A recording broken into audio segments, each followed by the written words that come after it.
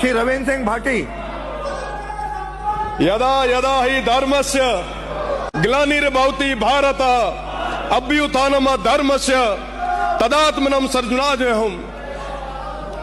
गीता में लिखा है कि अपनी सीटों पे जाइए। जब जब सदन में धर्म को मिटाने की बात होगी, अपनी सीटों पे जाइए। जब जब अधर्म अपने पांव पसारेगा, तो श्री कृष्ण ने कहा है मैं अवतार लूंगा और उस अधर्म के नाश के लिए आगे आऊंगा। मैं आपको बताना चाहूंगा माननीय अध्यक्ष महोदय कि मैं उस कुल से आता हूं जिन्होंने इस धर्म की रक्षा के लिए हमेशा अपने प्राणों की आहुति दी है। हमारा देश जो एक मजबूत देश है, पर कई पॉलिटिकल स्वार्थी पार्टियां, कई विदेशी ताकतें जो इस देश को तोड़ना चाहती है, धर्म के माध्यम से, पैसों के माध्यम से भोली भाली जनता को गुमराह करके सामूहिक धर्म परिवर्तन जैसी घटनाओं को कारित कर रही है। माननीय अध्यक्ष महोदय, धर्म एक निजी आस्था का विषय है। धर्म तो अंदर बैठे भगवान तक जाने का रास्ता है, ये श्रीमद् भागवत गीता कहती है। पूरी दुनिया का धर्म एक ही हो सकता है, वो है मानव धर्म, और धर्म कभी अलग हो ही नहीं सकता।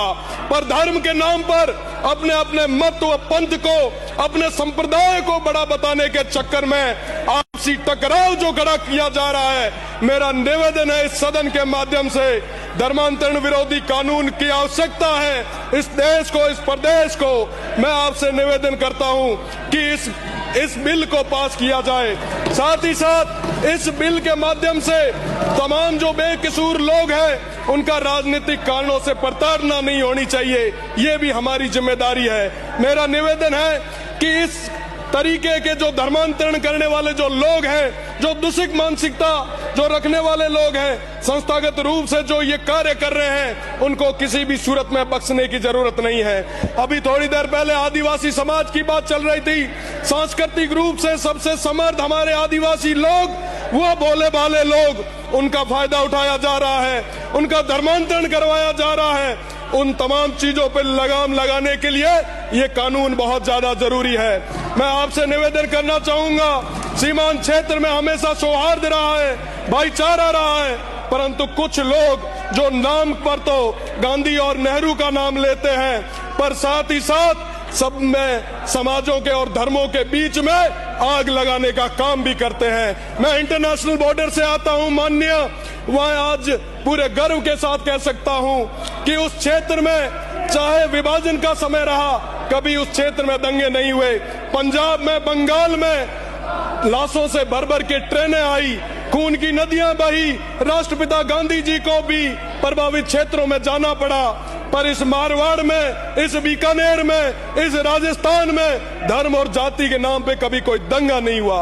मैं सदन को बताते हुए अरविंद गौरवशाली महसूस करता हूं कि आजादी के 80 साल बाद भी बाड़मेर, जैसलमेर इलाके में हिंदू मुस्लिम के नाम पे कभी दंगा नहीं हुआ। इसका क्या कारण था कि सैकड़ों सालों से आपसी समझ, साझा संस्कृति, पंच पंचायती का सिस्टम, लेकिन अब हमारे इलाके को सैकड़ों वर्षों से चली आ रही परंपरा को तुच्छ राजनीतिक स्वार्थों के कारण इस परंपरा की बलि चढ़ा रहे हैं। वोट के छोटे लालच के कारण कभी हिंदू मुस्लिम के नाम पे, कभी जाट राजपूत के नाम पे, कभी कभी अन्य वर्गों के नाम पे समाजों में जहर घोलने का काम हो रहा है।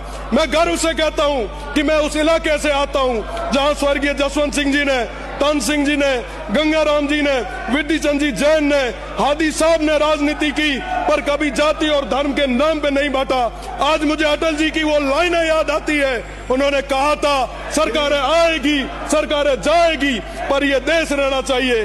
मैं माननीय अध्यक्ष महोदय, आज इस मौके पे मेरी बस में बात खत्म कर रहा हूँ। इस मौके पे रामदेव जी को याद करूंगा जिन्होंने सबको साथ में लिया, गारू मेघ जी को याद करूंगा, उन तमाम पीर फकीरों को याद करूंगा जिनके नाम के आगे